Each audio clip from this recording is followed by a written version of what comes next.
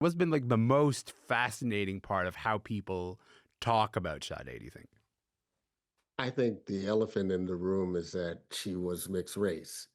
Mm. For Black audiences, and Lynnée will appreciate this, she was light skinned, Mm. right? You know,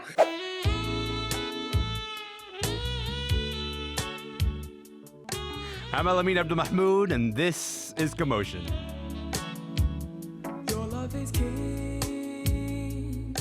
Crown you in my heart. That is Your Love is King, the debut single from the Brit soul band Sade. The year was 1984, and that song, along with their debut album Diamond Life, would introduce the world to that voice and a sound and a woman whose impact continues to inform pop music even right now. Today, we're going to take a look at Sade, a band that's about to be inducted into the Rock and Roll Hall of Fame. Professor Mark Anthony Neal is here. Tola Ositelu is here. And DJ Lynnée Denise is here. Welcome to Commotion, all of you. How's it going? always good to be I'm here. good. I'm blessed. It was delightful to have the song come on, then watch all of you be sort of transported. It was actually just like a physical response. Like no one needed to say anything. All of you just started to just kind of do the groove thing. And that's the thing we are going to get into. Mark, I'll start with you on this one. We've got a lot of ground, obviously, to cover. But just very briefly, how does Sade Adu, who's the person, we should also make the distinction, Sade is the band, Sade Adu is the woman. How does Sade Adu first go from being a newbie fashion designer in London to becoming the face of one of the most iconic groups in the world? So as you mentioned, right, she starts off, designing some fashion. She's a part-time model, but she's also singing background for this group called Pride. And it's also in that band that she meets Stuart Matthewman. They connect with a few other of the cats that are in the band, decide to go out and do their own thing, call themselves Sade, the band. They do a demo recording of Smooth Operator that catches the attention of record companies, and the rest is kind of history. She signs to Epic CBS 83, the band in 84, and by summertime 84, I'm one of those people on my Walkman listening to Diamond Life. I appreciate that very brief summary, and also I liked so much the response that y'all had when we just first started playing any Sade. So let's just play a little bit more while we talk. No need to ask, he's a smooth operator. Smooth operator. You give me the sweetest taboo. I still really, really love you. Love is stronger than pride. Is it a crime? Is it a crime? Cherish the day. I won't go astray. Okay, so the songs you heard there, just in order: Smooth Operator, Sweetest Taboo, Stronger Than Pride, Is It a Crime? And then we close it off with Cherish Today. Again, just my vantage point is all of you being transported somewhere else. You're not even in this conversation. You're just inhabiting that musical world. Tola, I'll go to you. Sade Adu was born in Nigeria and moved to England when she was a kid. You were born and raised in London, but your family, originally from Nigeria and Ghana. Talk to me about Sade Adu's music and legacy. What has it meant to you personally? Well, in a way, it's as if Sade just always was. I'm born in the early 1980s, and she's just she as a or she they as a band have just been part of my personal life soundtrack. I can even tell you when I first heard one of her tracks. I do have memories of my mother singing "Love Is Stronger Than Pride," as we just heard, and she'd sing with such conviction. And when I was a kid, I remember that. And I also recall being in the kitchen whilst my mum's cooking and listening to her cassette copy of Love Deluxe. There's even an anecdote about my mum and I returning from Nigeria around the time Sade was breaking through and seeing her at Lagos Airport. And I would have been around 3, yet aware of who she was. And then the hiatus that followed Love Deluxe overlapped with a disconnect I had with Sade's music. Not that I stopped liking it, it just wasn't at the forefront so much until around my late teens and most certainly my early mid-20s, when I went on a journey of both nostalgia and discovery or rediscovery. But beyond the music, it's the way that Sade's always represented the Nigerian side of her mixed heritage as well. I'd argue you can even hear some of her West African influence in some of her phrasing and intonation on tracks like By Your Side or King of Sorrow. And I believe at times I've also almost took for granted what it was to have a woman of Sade's background in the public eye, choosing to use her indigenous middle name as her stage moniker, something that Western audiences weren't necessarily used to or knew how to pronounce without her help. And she would, even in early interviews, you would hear her explaining the meaning of Fola Sade, her middle name. But something else, lastly, I hope I get round to this again in the conversation if there's time, but I feel Sade is one of those artists of African descent who really reflects the griot storyteller tradition.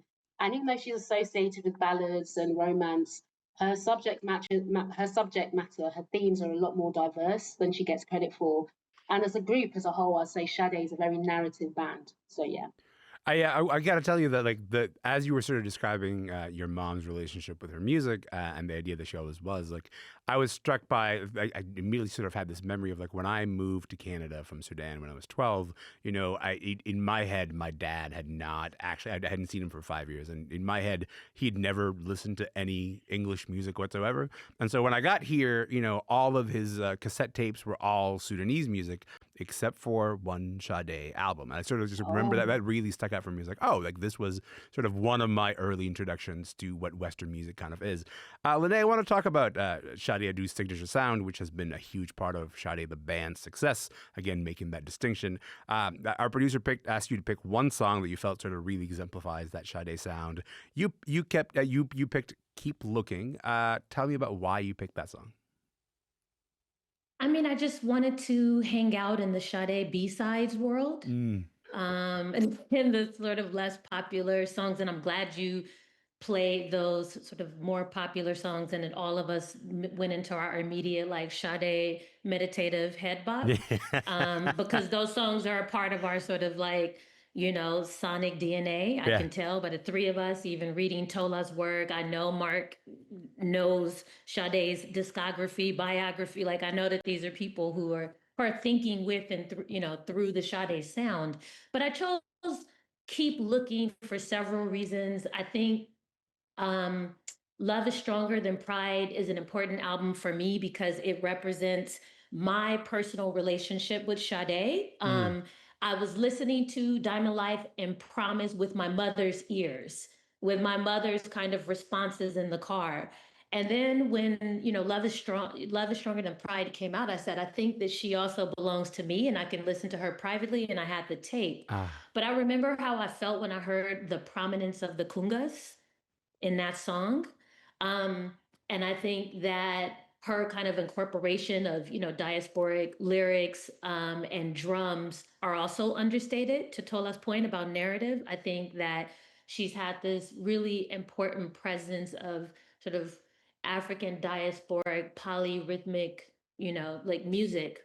Yeah. And also, she starts the song with, some will tell you that you're wrong, you do it all the wrong way. And it feels like her ongoing super quiet sonic rebellion that's connected to decisions like deciding to not produce albums every year. In fact, you're going to wait 8 to 10 years. And I'm so blessed by whatever she did to prepare for those albums. And I wish that more artists would take that route, because she also protected her privacy. Yeah. And so those things end up becoming, those decisions, I feel like, inform her sound. It's obviously collaborative. I also want to give a shout out to, I think his name is Leroy Osborne, like one of her only background vocalists, who I feel like that's an interesting decision. It's a lone male who's there, and he's also present with the, the videos and the live concerts and everything. So yeah, Keep Looking. And I'll end with something that is signature for her. Well, 2 points, I'll be quick, that she does this chanting, at some point at the end of a song, in the middle of a song.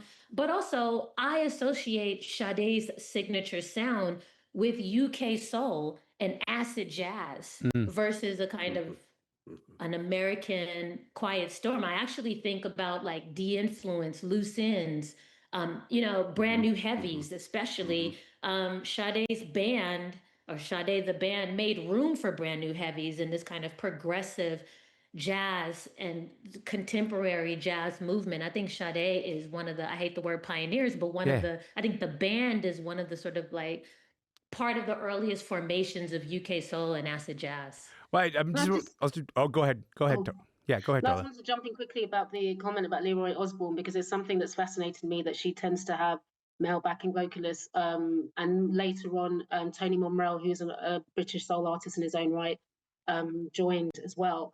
And I wrote in earlier articles that I think one of the signatures, one of the things that is most distinctive about her tone is it has almost a masculine texture. I say that with air quotes, but there's something about it like a contralto tenor. And although she does show some flexibility of range, but she sits really at that contralto tenor level. And there's something very complimentary, that back and forth, that chord and response. It's particularly on the Stronger Than Pride album, you hear it, but you also hear it a bit on some of the, on Cherish the Day, a particular version of Cherish the Day, and Never As Good, the particular version of Never As Good as the first time. And I see that as much integral to the Sade sound, or at least the vocal sound, as anything else. So. I mean, I was going to say, like, there's something else that Sade is also credited for is sort of particularly, like, so just a moment ago, Lynnée, you mentioned this idea of the rise of smooth jazz and the Quiet Storm sort of radio format. But Mark, can you just tell us a little bit more about, like, the significance of those two things in Black American pop history? Because I feel like they don't necessarily get the credit that they deserve. So smooth jazz is a misnomer because it's not jazz. Thank you. Thank you. Thank It you. is most normally instrumental R&B music, but instrumental R&B flavored music. Flavored. And I think it made sense to frame, for folks who needed to frame her, Sade that way, the band and her, because it, you think about the saxophones that are used on Diamond Life, as a good example, right? It harks back to this kind of dark, cool sensibility of jazz to transport you to the late 1950s. You could just see folks with their berets and their sunglasses on. It helped, I think, to market her to a white audience in that period of time as something that is different and unique. Quiet Storm, though, I think was really important for her, right? Because, she does not have a big voice. The same year that she drops that album, Chaka Khan has her biggest hit with I Feel For You, right? She doesn't sing with a Chaka Khan voice. She's not Patti LaBelle. She's not Aretha Franklin. Yeah. It's a different kind of vibe for her, more Anita Baker, right? And then you could make the argument that Anita Baker has a lane when she finally drops Rapture because of Sade 2 years earlier. But this is the thing for a lot of Black audiences who weren't going to hear Sade on pop radio, who wasn't going to break through during drive time, because this is also the hip hop moment and the drum machine R&B moment. Quiet Storm would be the place where they would find Sade, right? That's where she would be most legible to Black audiences, right? So the ballads that she's done throughout her career were so critical in that regard, because that's where many Black audiences initially connected to her and then finally could go all in and vibe with the music more broadly. I want to also be mindful, Tola, of the fact that that is pretty informed from a North American sort of audience perspective. I think like all of that is like how Sade was maybe received in a North American sort of context. In the UK, her legacy is a little bit more complicated. Do you want to tell us a little bit more about how she's viewed?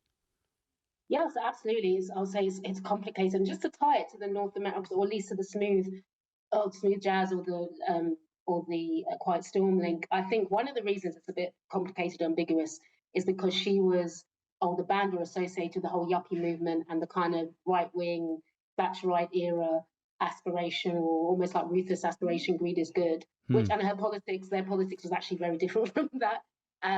But anyway, I won't go into that because of time, but that's another discussion for another day.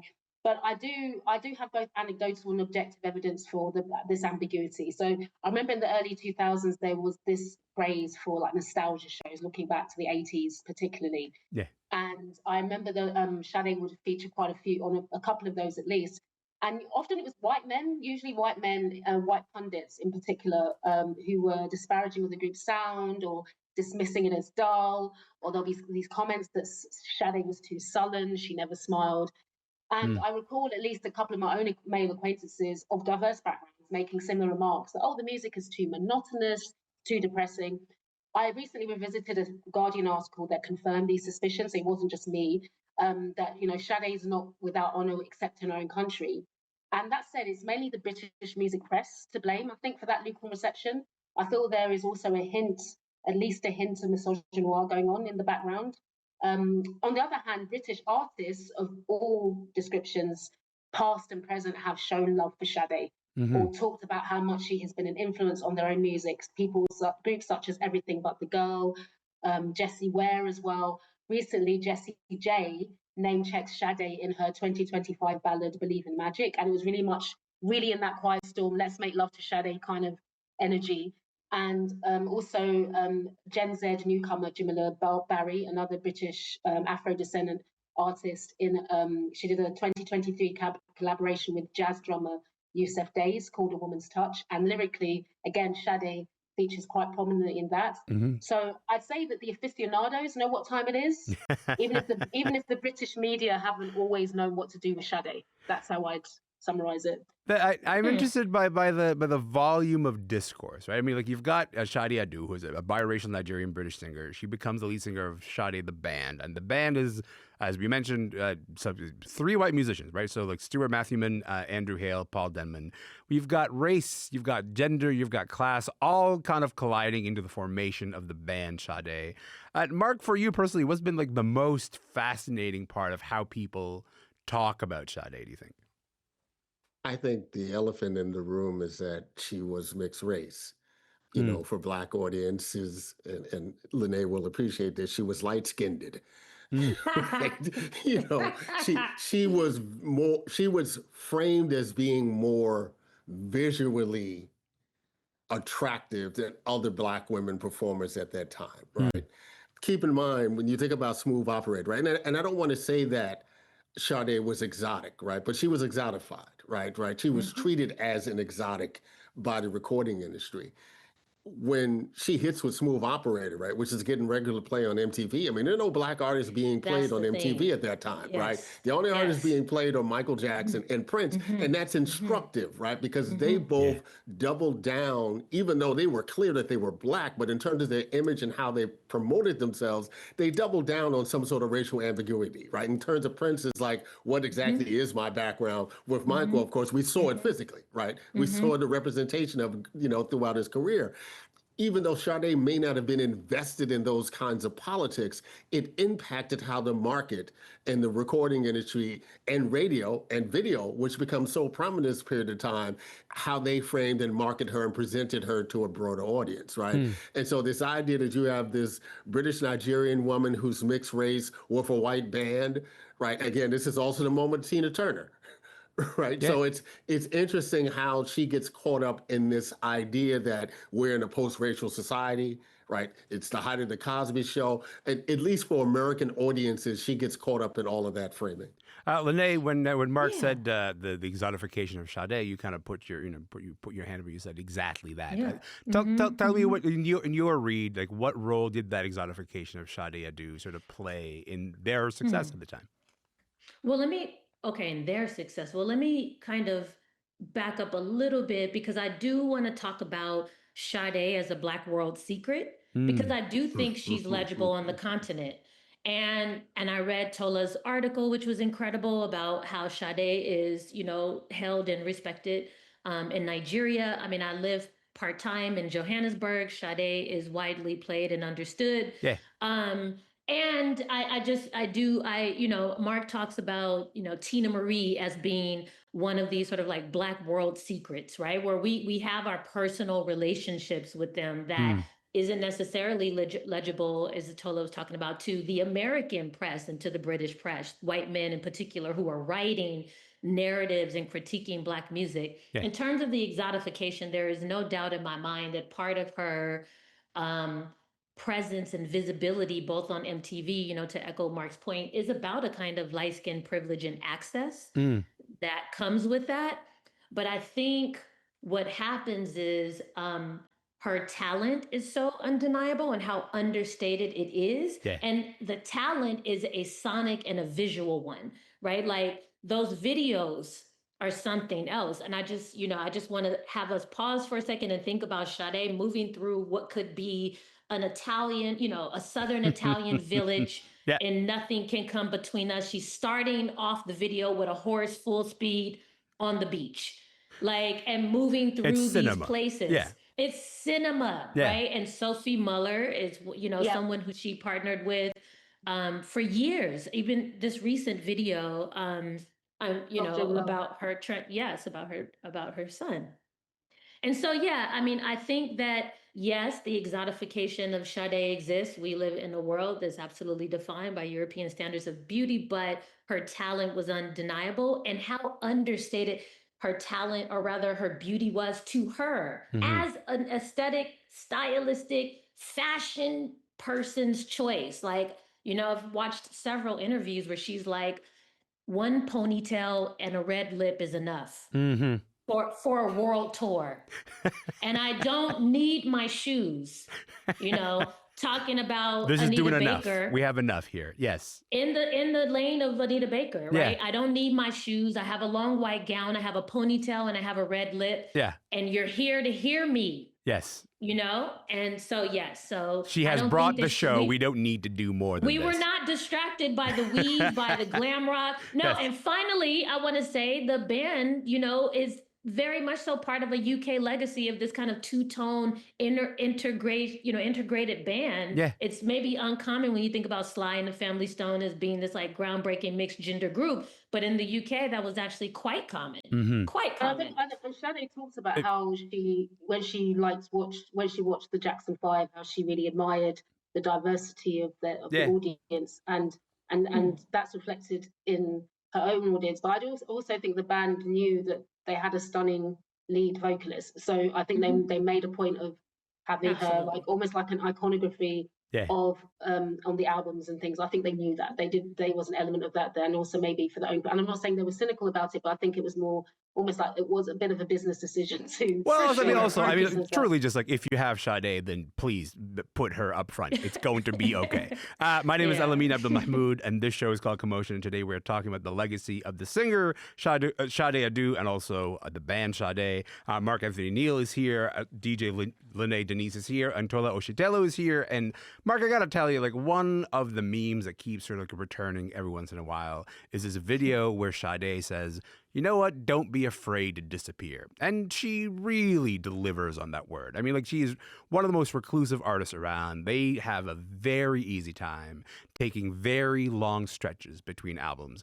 Is there a lesson there, Mark, for newer generations of artists in terms of this idea of like, you don't need a strategy of putting out an album every 18 months. Actually, it might be okay to just kind of back away until you figure out the thing that you have to say.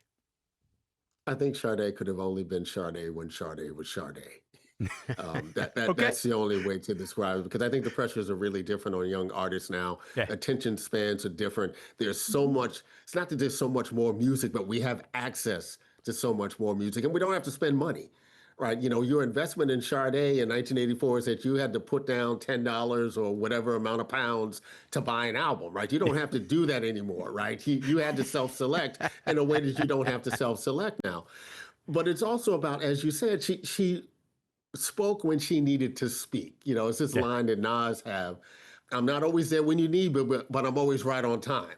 Right? And so it's like when she shows up, we figure out, oh, you needed to show up now. Yeah. And there are very few artists. This is one of the things I appreciate about the late D'Angelo, right? He would do it when he was ready to do it. Yeah. Right. To some And extent, it would shift Sly culture Stone, when he did it, right? He would shift something when he did it. Absolutely. Right. And I've always felt that was kind of some of the timing. When you think about that world of Sade the band and Matthew Stewartman and those folks, Stuart Matthewman, you think about someone like Maxwell, right, who also has that same kind of practice, right? He shows up when he feels the need to show up and doesn't feel like he has to be on some sort of timetable for when he needs to have a single and an album and be out in the world. And MJ had a similar kind of, not to the extent of Sade, but yeah. But I mean, to that end, though, I think maybe the place to close for us in this conversation is, as we wait for the next Sade album, and we don't know when that's going to be, I'm going to ask each of you around the table, just kind of go, okay, if, for the folks who have not heard a Sade song, let alone maybe a full-length Sade album, maybe Sade is an album band. Maybe each of you will pick an entry point. Say this album might be the place to start. Tola, maybe I'll start with you. What album from Sade do you think people should begin with? Thank you. Well, I'm going to cheat a little bit here because so I'd say my joint favorite Sade albums are Diamond Life and Love Deluxe. I don't think anything else the band has done has yet surpassed these. However, closely behind those would be Stronger Than Pride, and that would be my recommendation. And I think Lynnee's made a good kind of argument for it already, but it's their third album, late 1980s. And I believe this was the moment when what came to be appreciated as the Sade sound crystallized. I think it's also when she came into her own as a vocalist. And I want to also champion it and give it a bit of a push as well, because it's really underrated as a record. It's a slow burner. It took me a while to get, but I think it contains some of their best compositions. Nothing Can Come Between Us. You've got the title track. You've got I Never Thought I'd See the Day, Clean Heart. And the last two, I would say, are also definitive examples of the band's songwriting at its best. It's haunting, it's sparse, they're unafraid to use space in their music, and it's just great, even epic storytelling. So yeah, Stronger Than Pride, kids. Check it out. But I love that, like, you were like, Stronger Than Pride, but let me mention 2 other albums first. You know what I mean? I was like, one album, and you're like, let me sneak in 3, as a matter of fact. Let's try to do it with one. Lynnée, what album would you be picking? Oh, I'm sorry that I'm gonna cheat. As the DJ, I'm gonna tell you no, but I'm gonna say one thing. I'm gonna say listen to the discography in chronological order in order to see who they are, who she is, who they become. Yeah. And I will say one album. It's gonna really surprise you all. Please listen to and spend time with Sweetback's album. Like her band. Okay. That album is slept on, and they work with Maxwell. It's an incredible album. And like, if you want to know who Sade is without the vocalist, listen to that album. It's actually one of the greatest albums made that year. I asked Tola for one album. She gives me 3. I asked Lynnée for one. She says the entire discography. Mark Anthony Neal, close us out, pal. Do you have maybe one album? Is that even possible to do at this point? It's Stronger Than Pride for me. Okay. No question. Right. Just sonically what it did to me, it drew me in ways that the first 2 albums didn't. Okay. See, Mark Anthony was like, well, I'm pretty certain actually this album will be the place for us to start. And I appreciate that. But also I think like what we've done in this conversation, and I think I'm really glad that we did, is given people who are listening some homework. Like, you know what? Go spend some time with Sade. I really appreciate your time. Thank you. Thank you guys so much for being here. This has been really wonderful. Thanks again. Thank you. Thank you. Yes, of course. Thanks so much for doing this. Mark Anthony Neal is a James B. Duke Distinguished Professor of African and African American Studies at Duke University. Lynnée Denise is an acclaimed DJ and PhD candidate at Goldsmith University of London in the Department of Visual Culture. She was in Amsterdam. And Tola Ositelu is the editor-in-chief of Afropean.com and a PhD candidate. Sade will be inducted into the Rock and Roll Hall of Fame later this year. That is it for the show today. My name is Elamin Abdelmahmoud. This show is called Commotion. We'll be back tomorrow. We'll see you then.